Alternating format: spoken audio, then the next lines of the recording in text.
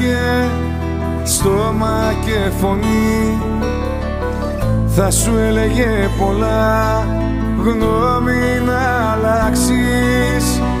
Παίζω θέατρο στου πόνου τη σκηνή, λίγο πριν νυχτώσει λέω θα ξαναρθεί.